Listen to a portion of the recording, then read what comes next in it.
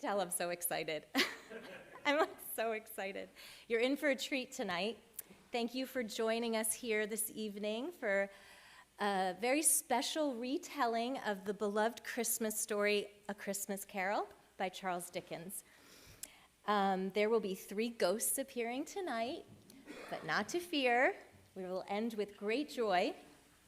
And as we travel with Scrooge tonight and discover not only the Scrooge within us, but more importantly, the goal and the hope is that we will also discover that the heart within us is capable of being opened and transformed. Enjoy the show.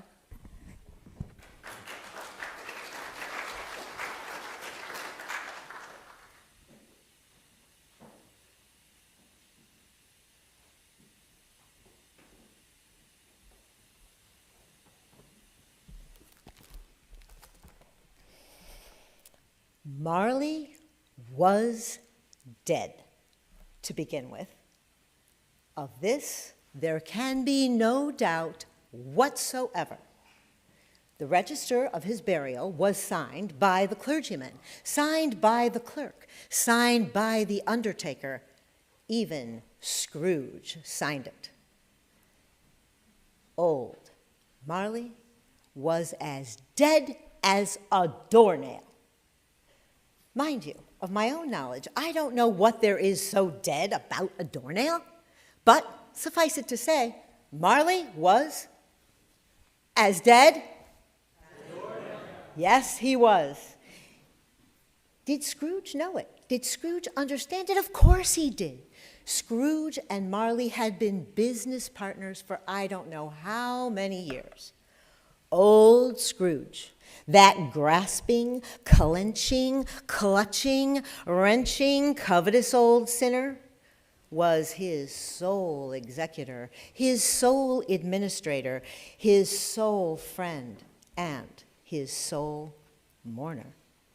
And even Scrooge was not so caught up at the sad event of Marley's funeral. Now, the mention of Marley's funeral brings me back to the point of which I started. Marley was dead as a doornail. If this is not distinctly understood, then nothing wonderful can come of the tale I'm about to relate. Once upon a time, upon a Christmas Eve, old Scrooge sat busy in his counting house. A Merry Christmas, Uncle. It was the voice of Scrooge's nephew. Ah, humbug. Christmas? A humbug? You don't mean that, do you? I do. Out upon Merry Christmas. If I had my will, every idiot that goes about with Merry Christmas on his lips should be boiled with his own pudding. Uncle. He should.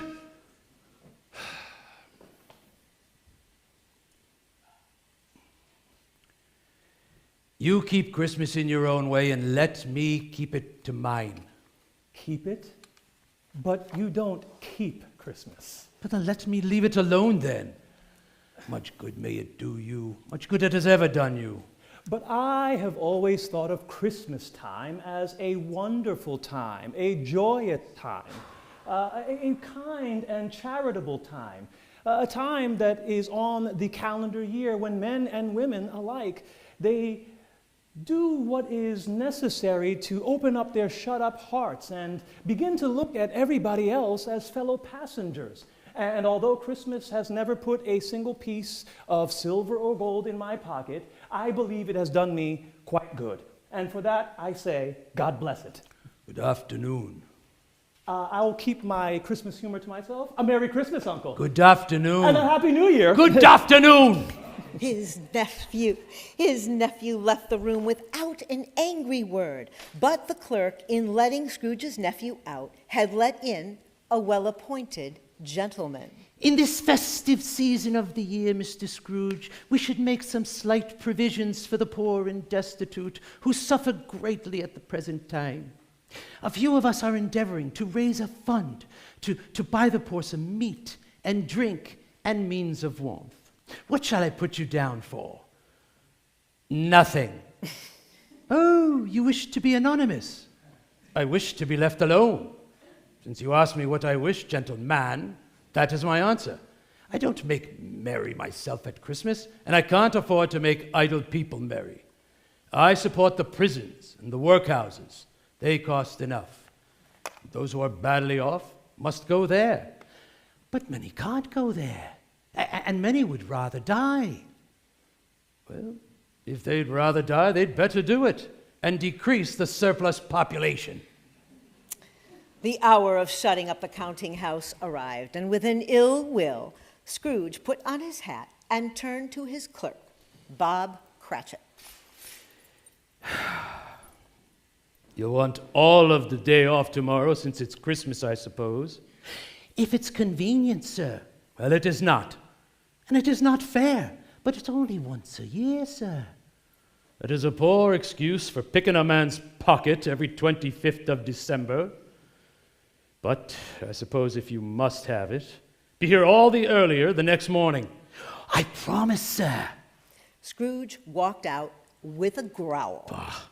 The office was closed in a twinkling, and Scrooge took his melancholy dinner in his usual melancholy tavern and went home melancholy to bed.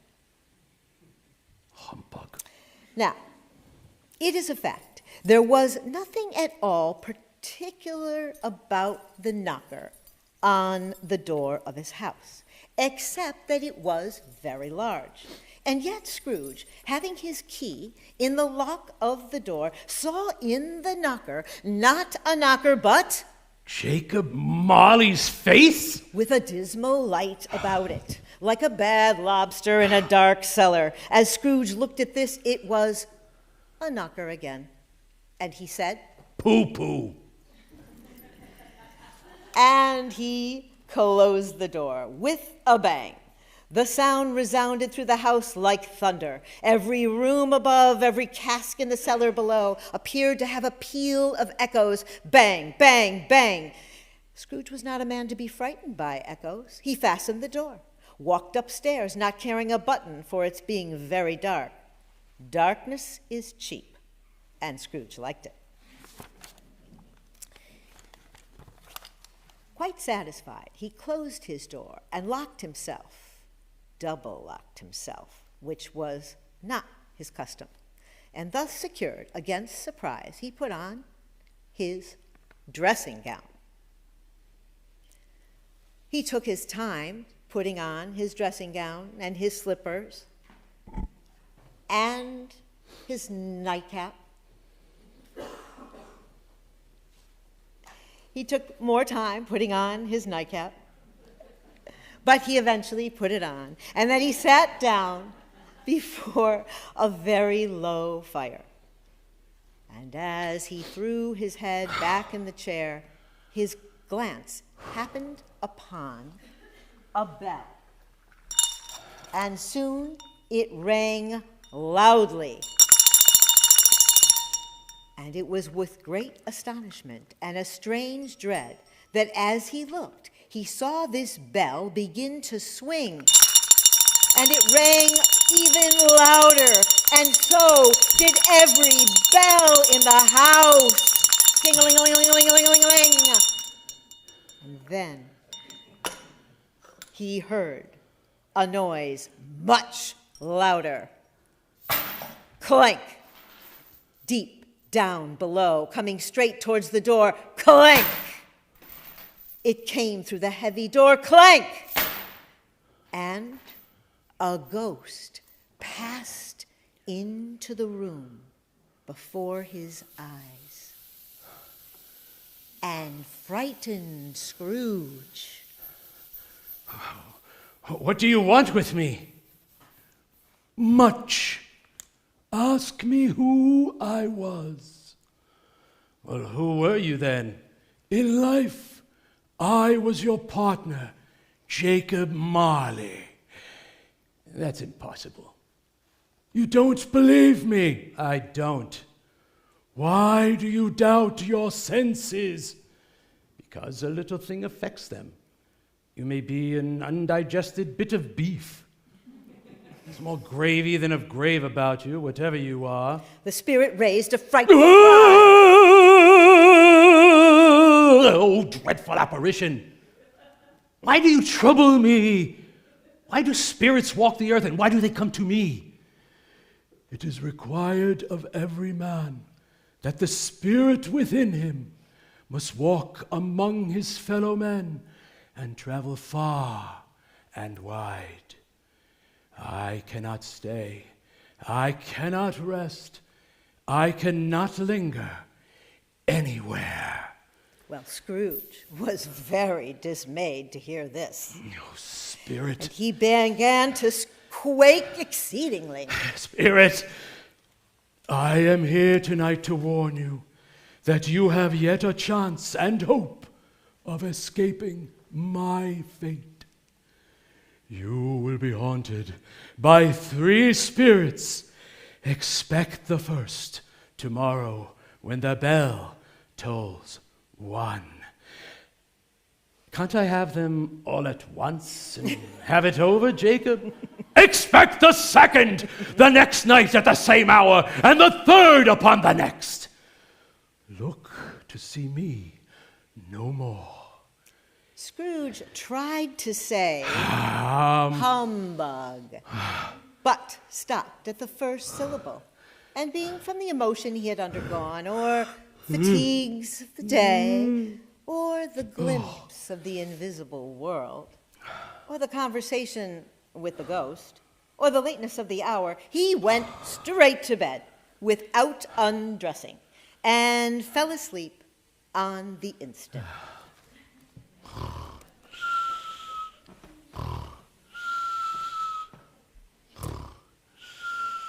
When Scrooge awoke, the church clock tolled a deep, dull, hollow, melancholy bong. 1.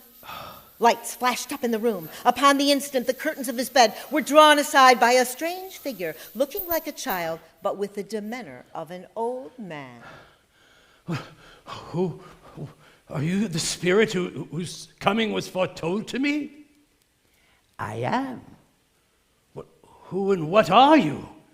I am the ghost of Christmas past. As the words were spoken, they passed through the wall and stood in the busy streets of the people, where everyone was pouring forth, cheerful, busy, full of goodwill, carrying baskets and parcels. The shops were radiant, the bakers' windows steamed with puddings. And then they came to the end of a street and stopped at a certain warehouse door. Do you know where we are? Know it. I apprenticed here. They went in, and there sat an old gentleman with a Welsh wig. It's Fezziwig, my old boss. Oh, Fezziwig, a fine fellow, bless his heart. Fezziwig is alive again. Yo-ho, me lads. Yo-ho, me boys. Ebenezer, Dick. Let's have the shutters up. It's Christmas time, Ebenezer. Christmas, Dick. Clear away, me lads. In came a fiddler. In came Mrs. Fezziwig, one vast smile. In came the 3 Miss Fezziwigs, beaming, lovable. In they all came in, one after another, some shyly, some boldly, some awkwardly, some pushing, some pulling. In they all came, anyhow, every way, and they all went dancing round and back again, down the middle and up again, and old Fezziwig clapping hands. Well done, me lads. There were more dances and more cakes, pies, plenty of beer, folks so full of gratitude that when the clock struck 11, this ball broke up, and Mr. and Mrs. Fezziwig, shaking hands with every person as she or he went out, wished him or her a Merry Christmas. A small matter to make these silly folks so full of gratitude. He has spent but a few pounds of your money. No, it isn't that, Spirit. He has the power to render people happy or unhappy. But the happiness he gives is greater as if it cost a fortune. He felt the spirit's glance. What's the matter? Nothing in particular.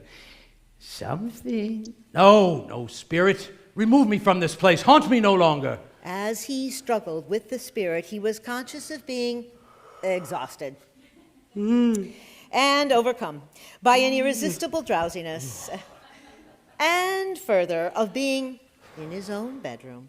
He had barely time to reel to bed before he sank once again into a heavy sleep.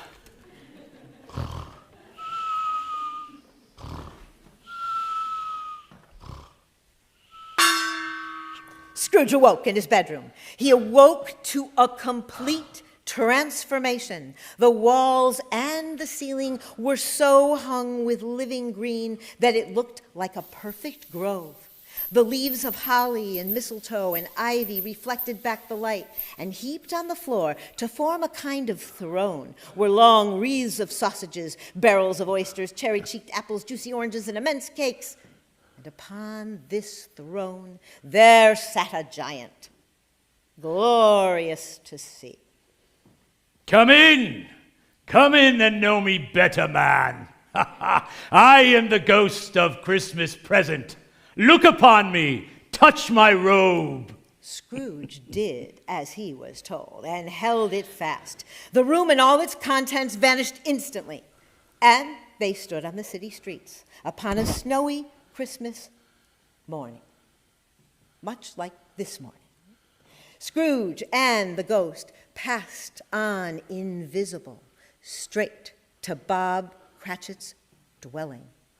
And then up rose Mrs. Cratchit. Oh, whatever's got your precious father then, and your brother Tiny Tim? There's father coming, cried the two young Cratchits. And in came Bob the father, his threadbare clothes darned up and brushed up to look seasonable, and Tiny Tim upon his shoulder. Alas, for Tiny Tim bore a little crutch, and his limbs were supported by an iron frame. And how did little Timmy behave? Oh, as good and better. Oh, he's told me that he hoped that people in church saw him because he was a cripple, and he hoped it would help them during Christmas time to remember who made lame beggars walk and blind men see. Oh, what a fine little lad. And his cough is getting better. He is growing strong and hearty, isn't he? Yes, my dear. He is growing strong and hearty. But Scrooge noticed that Bob's voice trembled. Nonetheless, with gratitude, and for her family's sake, Mrs. Cratchit made the gravy ready. Her son, Master Pete, mashed the potatoes. Her daughters, Miss Belinda and Miss Martha, sweetened up the applesauce. And Mrs. Cratchit, looking slowly all along the carving knife, plunged it into the turkey, and a murmur of delight arose all around the board. Even Tiny Tim, excited by the two young Cratchits, feebly cried, "Hurrah!" And then Bob Cratchit cried, What a wonderful pudding. And at last, the dinner was all done, the cloth cleared, the hearth swept, and the fire made up. And then all the Cratchit family drew round the hearth. Scrooge had his eye upon them, and especially on Tiny Tim, Merry Christmas to us all, my dears. May God bless us. which all the family echoed. And Tiny Tim sat very close to his father's side upon his little stool. Both held his withered little hand and wished to keep him by his side, and dreaded that he might be taken. Spirit, tell me if Tiny Tim will live. I see a vacant seat, a crutch without an owner. These shadows remain unaltered by the future. The child will die. No, kind spirit, please tell me that the child will be spared. Well, if he is likely to die, he had better do it and decrease the surplus population. Scrooge hung his head to hear his own words quoted by the Spirit, and was overcome with penitence and grief. And then the whole scene passed off, and he and the Spirit were again upon their travels. Much they saw, and far they went. Many homes they visited, and then suddenly the bell struck.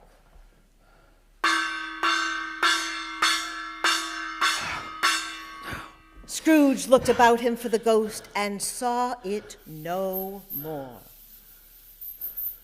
He remembered the prediction of old Jacob Marley, and, lifting his eyes, behind him, a solemn phantom coming like a mist along the ground towards him, slowly, gravely, silently, scattering gloom and mystery, difficult to separate from the surrounding darkness. Although well used to the ghostly company by this time, Scrooge feared this silent shape so much more. His legs trembled and he could hardly stand, and then he cried out, Ghost of the future, I fear you more than any specter I have seen.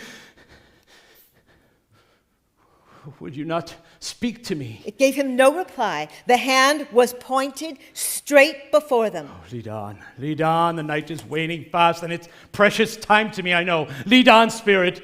The spirit stopped beside one little knot of businessmen. Observing that the hand was pointed to them, Scrooge advanced to a man with a monstrous chin. I don't know much about it either way. I only know he's dead. But when did he die? Last night, I believe. It's likely to be a very cheap funeral. What has he done with his money? I haven't heard. Company, perhaps. He hasn't left it to me, that's all I know. Scrooge listened to this dialogue in horror. Spirit, I see that the case of this unhappy man might be my own. Oh, merciful heaven! What is this? Scrooge recoiled in terror, for the scene had changed, and now he almost touched a bare, uncurtained bed. A pale light, rising in the outer air, fell straight upon the bed, and on it, unwatched, unwept, uncared for, was the body of this unknown man. Spirit, show me some tenderness with the death, or this dark chamber will be present to me forever. The ghost conducted him to poor Bob Cratchit's house, once again, the dwelling he had just visited. And he saw, this time, the mother and the children seated round the fire. Quiet, very quiet. The little Cratchits were as still as statues in one corner. The mothers and her daughters were engaged in needlework, but surely they were very quiet. The mother laid her work upon the table and put her hand up to her face. Oh, the color hurts my eyes. I wouldn't show weak eyes to your father. He should be home soon. He has walked a little slower these past few evenings. Oh, I remember him walk with Tiny Tim upon his shoulder very fast indeed. But he was so light that it was no trouble at all. Here's your father at the door. She hurried out to meet him, and Bob came in. His tea was ready for him, and they all tried to see who should help him the most. And then the two young Cratchits got upon his knees, and each child laid his little cheek against his face as if they said, "Don't mind it, Father. Don't be grieved." And Bob was very cheerful with them, and he spoke pleasantly to all the family. He looked at the work upon the table, and he praised Mrs. Cratchit and the girls. You went to his grave today then, Robert? Yes, my dear. I wish you could have gone. It would have done you good to see how green a place it is. But you will see it often. I promised we'd walk there every Sunday. My little child. My little child. Bob Cratchit broke down all at once. He couldn't help it. He had to leave the room. Spirit, I sense our time together is coming to an end. I know it, but I know not how. Spirit, what man was that with the covered face whom we saw lying dead? the ghost of Christmas yet to come conveyed him to a dismal, wretched churchyard. A dismal, wretched churchyard, and pointed down to the one tombstone. Scrooge crept towards it, trembling as he went, and read upon the stone of the neglected grave his own name. Ebenezer Scrooge. No, Spirit. I am not the man. I am not the man I was. I will not be the man I must have been. Why show me these things if I am past all hope? Spirit, assure me. Assure me that I may yet change the shadows you have shown me by an altered life. Spirit, tell me I may sponge away the name upon the stone. Holding up his hands in one last prayer to have his fate reversed, the phantom shrunk, collapsed, dwindled down into a bedpost. Yes, and the bedpost was his own. The bed was his own. The room was his own. And best of all, happiest of all, the time before him was his own to make amends in. I will live in the past, the present, and the future. Oh, Jacob Marley, heaven and Christmas time, be praised for this. I say it on my knees. He was so fluttering and flowing with good intentions. He sobbed with joy. And then he ran to the window. And he opened it. And he poked his head out. No fog. No mist, no night, clear, bright, stirring, golden day. Oh, what's today? Cried Scrooge downward to a boy in Sunday clothes. What's today, my fine fellow? Today? Why, it's Christmas Day. It's Christmas Day. I haven't missed it. Oh, hello, my fine fellow. Hello. Do you know the poulterer on the next street on the corner? I should hope I did. Oh, what a remarkable boy. What an intelligent boy. Do you know if they still have the prize turkey in the window? Not the little prize turkey, but the big one. The one as big as me? Yes. Go buy it, bring the man here, and I shall give you a shilling. Bring him in less than 5 minutes, and I shall give you half a crown. The boy was off like a shot. I shall send it to Bob Cratchit's house. He won't know who sent it. It's twice as the size of Tiny Tim. He was so excited that the hand in which he wrote the address was not steady at all, but somehow he wrote it. And then he went to get ready. Shaving was not an easy task, since his hand continued to shake and tremble with joy and excitement. And then Scrooge dressed himself in all his best, and as he went downstairs, but he might still be dressing himself and taking his time because he was still so excited, and we know how hard that is to get dressed when you're excited. Happens to me every day.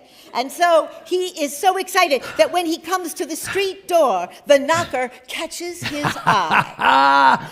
And then Jacob. And then at last, he got out into the streets, and the people were there by this time, pouring forth just as he had seen them with the ghost of Christmas present. He was walking with his hands behind him, and Scrooge regarded everyone with a delightful smile. He looked so irresistibly pleasant that, in a word, 3 or 4 good-humored fellows said, "Good morning, sir." Good morning, my fine fellow. "A Merry Christmas to you." And a Merry Christmas to you. May God bless you. The next day, he was early at the office. If he could only be there before Bob Cratchit. It was the thing he had his heart set upon, to catch Bob Cratchit coming late. The clock struck 9. No Bob. 1/4 past. No Bob. Bob was a full 18 minutes and a half behind time. Hello? What do you mean by coming in at this hour? I'm very sorry, sir. I'm behind time. You are? Yes, I think you are. Step this way, if you please. It's only once a year, sir. It shall not be repeated. Now listen here, my friend. I am not going to stand for this any longer. Therefore, I am about to raise your salary. Bob trembled. Merry Christmas, Bob! A merrier Christmas than I have given you in many a year. I will raise your salary and endeavor to support your struggling family. Oh, Bob! Scrooge was better than his word. He did it all. Merry Christmas. He did it all. And infinitely more. And to Tiny Tim, who did not die. He was a second father. Yay! He became as good a friend, as good a master, and as good a man as the good old city knew, or any other good old city or town or borough in the good old world. Some people laughed to see the alteration in him, but his own heart laughed, and that was quite enough for him. And it was always said of him that he knew how to keep Christmas, and may that be truly said of us, all of us. And so, in the words of Tiny Tim, God bless us, everyone.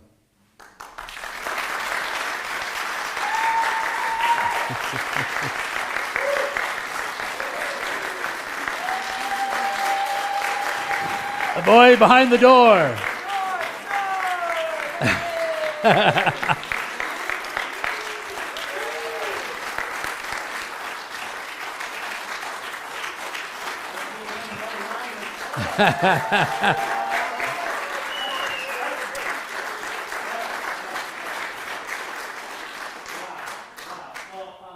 Obviously, this was a tremendous showing.